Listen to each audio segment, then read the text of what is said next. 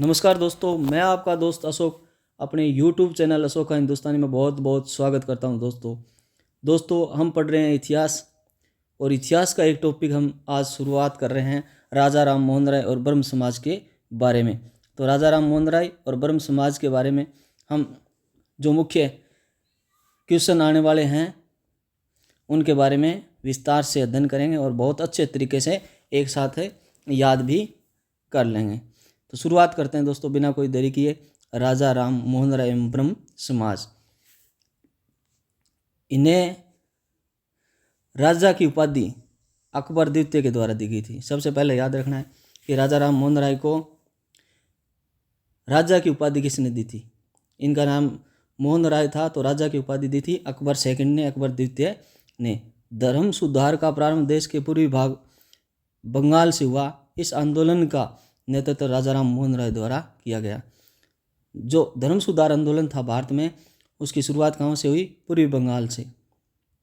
और इसका नेतृत्व किसने किया था? राजा राम मोहन राय ने किया था। इसी कारण राजा मोहन को भारत, ये कुछ आपको जरूरी है जो याद रखने हैं, भारतीय पुनर्जागरण का अग्रदूत भी कहा जाता है और पत्रकारिता का अग्रदूत भी कहा जाता है। पुनर्जागरण का अग्रदूत, पत्रकारिता का अग्रदूत और पुनर्जागरण का प्रभात, भूत व भविष्य का सेतु, यानी पीछे भूत का और भविष्य का बीच में जिन्होंने कड़ी के रूप में काम किया, इसलिए उसे भूत व भविष्य का सेतु कहा जाता है। नव जागरण का अग्रदूत भी कहा जाता है। सुधार आंदोलनों का प्रवर्तक कहा जाता है और आधुनिक भारत का पहला महान नेता माना जाता है। ये मुख्य चीज़ें आपको याद रखनी है। राजा राम मोहन राय को भारतीय पुनर्जागरण का अग्रदूत, पत्रकारिता का अग्रदूत, पुनर्जागरण का प्रभात, भूत व भविष्य का सेतु, नव जागरण का अग्रदूत, सुधार आंदोलनों का प्रवर्तक और आधुनिक भारत का पहला महान नेता माना जाता है। सुभाष चंद्र बोस ने इन्हें युगदूत के रूप में संबोधित किया। युगदूत कहा किसने? सुभाष चंद्र बोस ने। राजा राम मोहन राय का जन्म है 22 मई 1772 हुगली जिले के रामनगर नामक स्थान पर एक ब्राह्मण परिवार में हुआ था। जन्म कहाँ हुआ? बंगाल में, हुगली में। इनके रामनगर ब्राह्मण परिवार में। इनके पिता का नाम रमाकांत और माता का नाम तारिणी देवी था। भारतीय भाषाओं के माध्यम से उन्होंने भारतीय धर्म और परंपराओं का अध्ययन किया। विदेशी भाषाओं द्वारा इस्लाम, ईसाई, विश्व के अन्य धर्मों का अध्ययन किया और बहुत सी भाषाओं की इन्होंने जानकारी भी हासिल की। बहुत से भाषाओं के जानकार थे। इससे वे विश्व के अन्य भागों, विशेषकर यूरोप की सभ्यता, संस्कृति, आधुनिक ज्ञान के संपर्क में आए। उन्होंने पश्चिम में आधुनिक ज्ञान, विचार, दृष्टिकोण का समर्थन किया और जानने के लिए अंग्रेजी शिक्षा की ज़बरदस्त वकालत भी की। यानी अंग्रेजी शिक्षा की क्या करते थे? वकालत करते थे, अंग्रेजी शिक्षा पर जोर देते थे, आधुनिक ज्ञान पर जोर देते, विचार पर जोर देते थे। 1814 में राजा राम मोहन राय कलकत्ता में रहने लगे और अपने युवा समर्थकों के सहयोग से उन्होंने 1815 ईस्वी में आत्मीय सभा की स्थापना की। यहाँ यह याद रखना है कि 1815 में राजा राम मोहन राय आत्मीय सभा की स्थापना की। इन्होंने 1803 से 14 तक ईस्ट इंडिया कंपनी में जॉन डिग्वी के अधीन कार्य भी किया। जो ईस्ट इंडिया कंपनी में भी जॉन डिग्वी के अधीन कार्य किया। इन्होंने मूर्ति पूजा की आलोचना की और सप्रमाण यह विचार व्यक्त किया कि हिंदुओं के सभी प्राचीन मौलिक ग्रंथों ने एक ब्रह्म का उपदेश दिया है। यानी एक ब्रह्म को मानते थे, यानी देवता अलग अलग नहीं है, ब्रह्म एक है, और मूर्ति पूजा की आलोचना करते थे।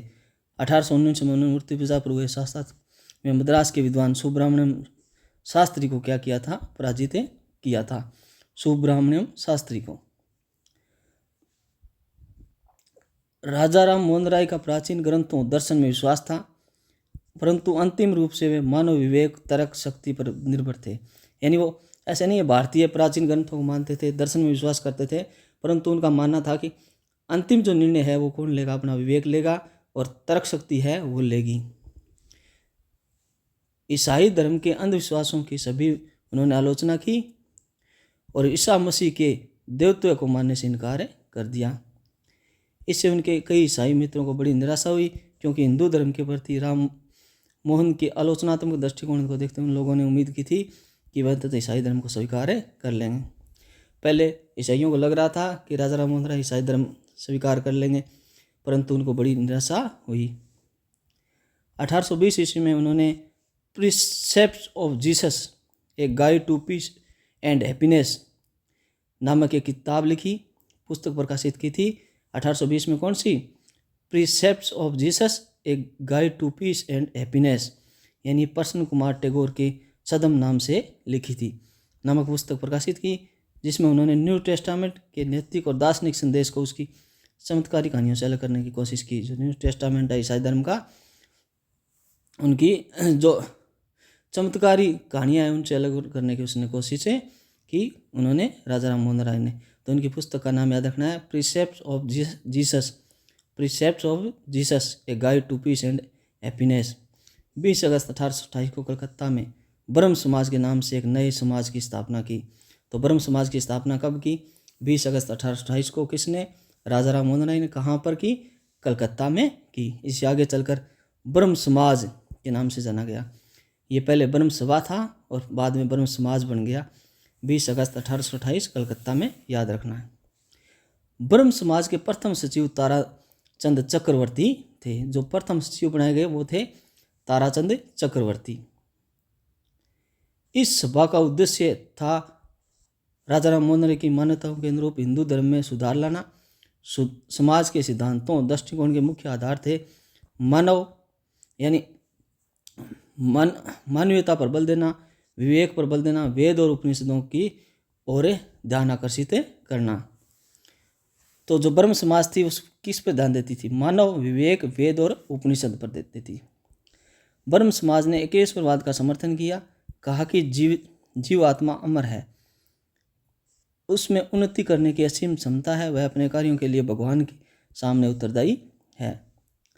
राजा राम मोहन राय सप्रमाण ने बताया कि हिंदुओं के सभी प्राचीन धर्मग्रंथों ने एक ब्रह्म का उपदेश दिया है। इस दावे के समर्थन में उन्होंने वेद व 5 प्रमुख उपनिषदों का बंगला भाषा में अनुवाद भी किया। तो इन्होंने प्रमाण देने के लिए क्या किया? इस केन, कंठ, मुंडक और मांडुक्य इनका बंगला भाषा में अनुवाद भी किया। वेद और 5 प्रमुख जो उपनिषद थे उनका बंगला भाषा में अनुवाद किया। किस लिए? कि ये बताना चाहते थे कि प्राचीन जो भारतीय वेद है वो क्या मानते हैं? एक ब्रह्म को मानते हैं, यानी अलग अलग देवताओं को नहीं मानते। ब्रह्म एक है और आत्मा, जीव आत्मा वो क्या है? अमर है, अजर अमर है। उन्होंने यह भी कहा कि किसी भी बनाई गई वस्तु को ईश्वर समझकर नहीं पूजना चाहिए, न किसी पुस्तक या पुरुष को निर्वाण अथवा मोक्ष का एकमात्र साधन मानना चाहिए। यानी किसी एक पर निर्भर नहीं रहना चाहिए कि कोई पुरुष है वो मोक्ष दिलवा देगा या फिर कोई पुस्तक है वो आपको मोक्ष से दिलवा देगी। राजा राम मोहन राय के चिंतन गतिविधि का क्षेत्र केवल धर्म ही नहीं था, उन्होंने समाज सुधार हेतु कार्य भी किया। तो धर्म से हट करके समाज सुधार के कार्य भी किए। राजा राम मोहन राय उस समय की बहुत सारी कुरीतियों का विरोध किया। उन्होंने सती प्रथा के विरुद्ध ऐतिहासिक आंदोलन किया। जो सबसे बड़ा समाज सुधार था वो था सती प्रथा के विरुद्ध, और उन्होंने इसको कंप्लीट भी करवाया।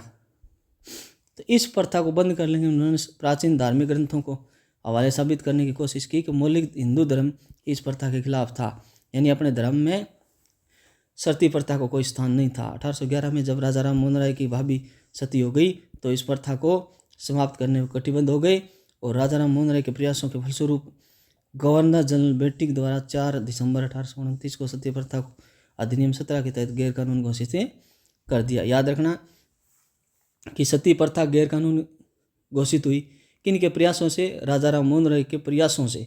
किसने की? गवर्नर जनरल बेटिंग ने की। कब की? 4 दिसंबर 1829 को। धारा कौन सी थी? 17। ये धारा पूछी जाती है, याद रखना।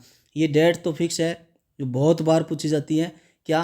1829 में। सती प्रथा अधिनियम कब बना? 1829 में। धारा कौन सी थी? 17। किसके प्रयासों से? राजा राम मोहन राय के प्रयासों से। गवर्नर जनरल कौन था?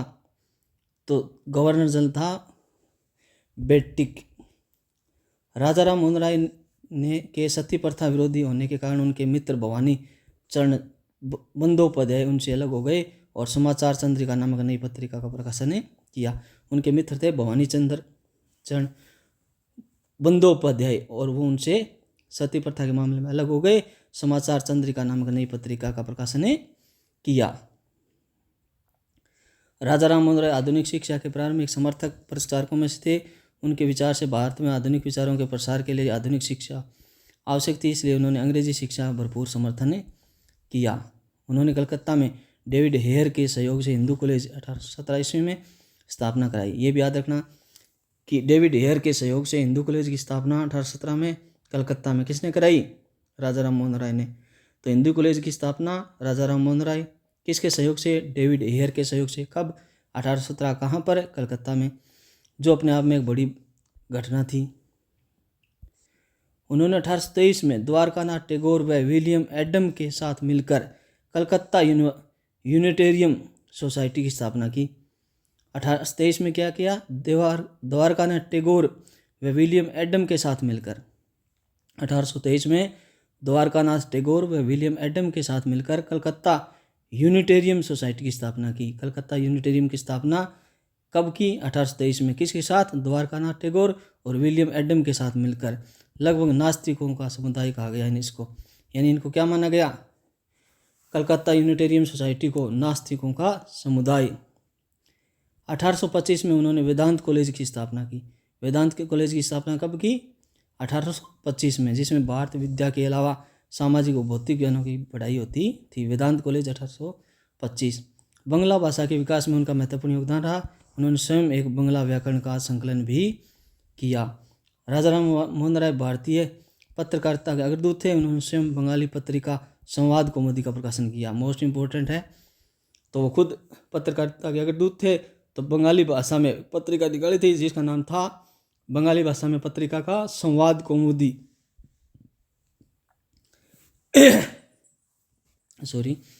राजा राम मोहन राय ने अंतर्राष्ट्रीय घटनाओं में गहरी दिलचस्पी और जगह जगह उन्होंने स्वतंत्रता, जनतंत्र, राष्ट्रीयता के आंदोलन का समर्थन तथा हर प्रकार के अन्याय, उत्पीड़न और जुल्म का विरोध किया।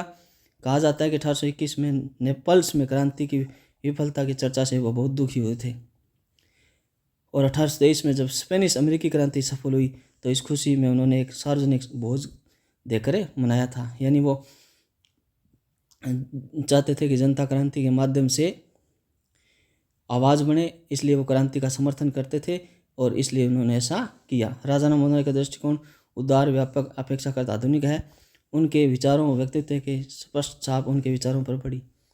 ब्रह्म समाज का कोई धर्म ग्रंथ नहीं था, न ही राय ने कभी दावा किया कि वे हिंदू धर्म से अलग कोई नया धर्म स्थापित कर रहे हैं। यानी कोई धर्म ग्रंथ नहीं था ब्रह्म समाज का। इन्होंने हिंदू धर्म को नवीन, आधुनिक और सरल बनाया। वो कोशिश कर रहे थे कि हिंदू धर्म में सुधार हो। राजा राम मोहन राय ब्रिटिश शासन के समर्थक थे और भारत की तुरंत स्वतंत्रता न चाहकर प्रशासन में भारतीयों की हिस्सेदारी चाहते थे। बस बात यह थी कि राजा राम मोहन राय न चाहते थे कि स्वतंत्रता तुरंत मिल जाए। वो चाहते थे कि भारतीयों को भी हमारी आज़ादी में हिस्सेदारी मिले। राय ने न्यायालय में शासकीय भाषा के लिए फारसी के स्थान पर अंग्रेजी का समर्थन किया था, जिससे लोगों में नव जागरण आ सके। प्रेस की स्वतंत्रता, जूरी द्वारा न्याय, शक्तियों का पृथक्करण, सरकारी सेवाओं का भारतीयकरण जैसी मांग सर्वप्रथम राजा राम मोहन राय ने की थी। यानी प्रेस स्वतंत्र हो, जूरी जो न्याय करे वो भी स्वतंत्र हो, शक्तियों का पृथक्करण हो, सरकारी सेवाओं में भारतीयकरण हो। ब्रिटिश संसद द्वारा भारतीय मामलों पर परामर्श किए जाने वाले प्रथम भारतीय थे। मोस्ट इम्पोर्टेंट है कि ब्रिटिश संसद में बुलाया किसको? भारतीय मामलों पर परामर्श लेने के लिए, तो वो थे राजा राम मोहन राय। 1833 ईस्वी में इंग्लैंड में उनकी अकाल मृत्यु हो गई। मुगल बादशाह अकबर द्वितीय ने, जिसने उन्हें राजा की उपाधि दी थी, अपने दूत के रूप में ब्रिटिश सम्राट विलियम चतुर्थ के दरबार में भेजा था। वहीं ब्रिस्टल में उनकी मृत्यु हो गई। और मुगल अकबर ने क्यों भेजा था? अपनी पेंशन बढ़वाने के लिए भेजा था। उन्हें दफना दिया गया। ब्रिस्टल में ही राजा राम मोहन की समाधि है, जिस पर हरिकेली नाटक के कुछ अंश लिखे हुए हैं। हरिकांत नहीं है, हरिकेली नाटक का संस्कृत में लिखा हुआ, उसके कुछ अंश उनकी समाधि पर लिखे हुए हैं। तो उनकी मृत्यु कहाँ हो गई? ब्रिस्टल में। और 1833 में किसने भेजा था? मुगल बादशाह अकबर द्वितीय ने अपनी पेंशन बढ़ाने के लिए भेजा था। इन्होंने उपाधि, राजा की उपाधि दी थी। राजा राम मोहन राय द्वारा चर्चित रचित साहित्य व समाचार पत्र कौन कौन से हैं? तो पहली तो है तुहफात उल मुहिदीन, जिसे 21 मुरादियों का उपहार कहते हैं। तो राजा राम मोहन राय की रचित साहित्य कौन सा? तुहफात उल मुहिदीन।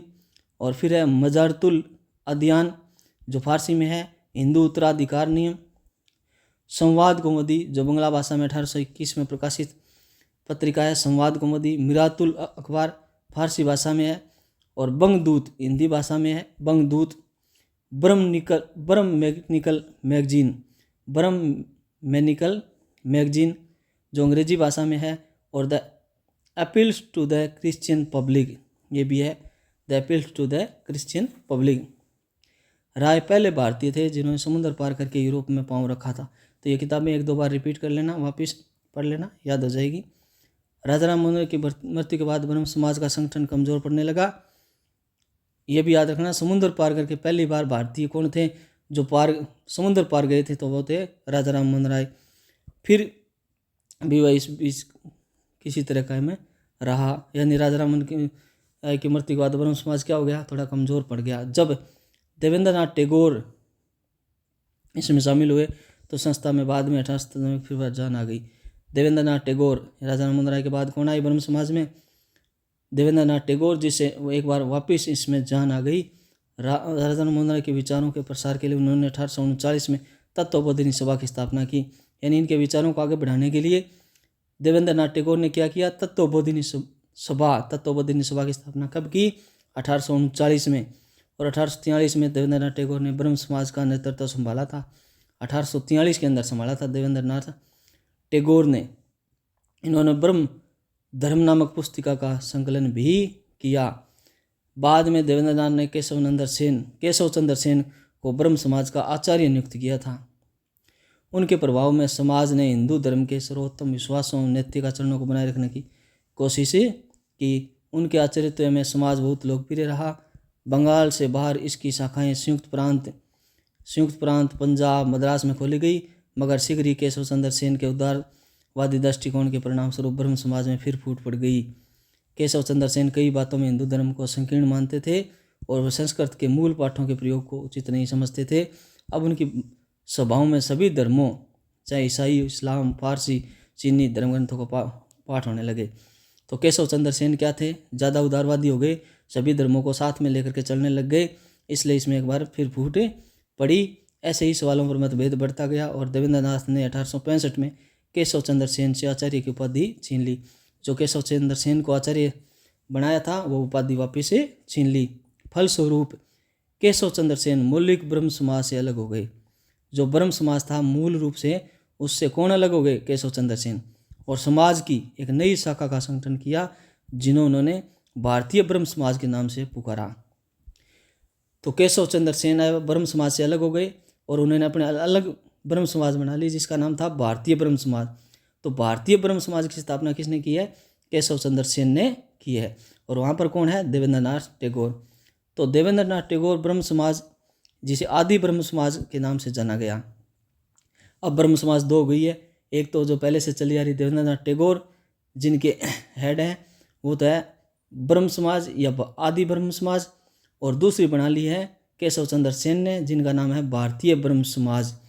यह घटना 1866 ईस्वी की है। अब 1878 में इस नवीन ब्रह्म समाज ने एक बार फिर फूट पड़ गई। जो नवीन ब्रह्म समाज बनी थी उसमें एक बार फिर फूट पड़ गई 1878 में।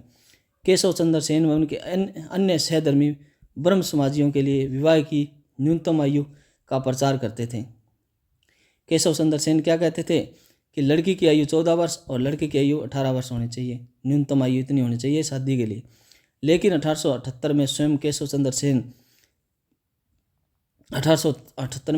सेन ने अपनी 13 वर्षीय पुत्री का विवाह पूरे वैदिक कर्मकांड के साथ कूच बिहार के राजा के साथ कर दिया। देखो, केशव चंद्र सेन खुद कह रहे हैं कि 14 वर्ष होना चाहिए लड़की की आयु, और खुद 1878 में और कूच बिहार के राजा के साथ अपनी ही पुत्री 13 वर्षीय का विवाह कर देते हैं, तो फिर फूट पड़नी स्वाभाविक ही थी। तो इस पर अन्य सहयोगियों ने कड़ा विरोध प्रकट किया और अंत केशव चंद्र सेन समाज से अलग होकर उन्होंने एक नए साधारण ब्रह्म समाज की स्थापना की। इसके बाद केशव चंद्र सेन का समाज धीरे धीरे लुप्त हो गया। अब तीसरी समाज और होगी। केशव चंद्र सेन फिर अलग हो गए और उन्होंने साधारण ब्रह्म समाज की स्थापना की। तो पहला है ब्रह्म, जिसे कहते हैं ब्रह्म सभा, बाद में बनी ब्रह्म समाज, और फिर ब्रह्म समाज से बनी भारतीय ब्रह्म समाज, जिसकी स्थापना किसने की, केशव चंद्र सेन ने की, और फिर जो आदि ब्रह्म समाज या ब्रह्म समाज थी वो देवेंद्रनाथ टैगोर ने, और फिर ये केशव चंद्र सेन फिर एक बार अलग हो गए और उन्होंने साधारण ब्रह्म समाज की स्थापना की। तो दोस्तों इस प्रकार ये राजा राम मोहन राय के बारे में जो भी क्वेश्चन बनते हैं यहाँ तक कंप्लीट होते हैं। किसी भी प्रकार की क्वेरी हो, किसी भी प्रकार का कोई सुझाव हो तो ज़रूर दें। प्लीज़ वीडियो को लाइक शेयर सब्सक्राइब ज़रूर करें। थैंक यू दोस्तों।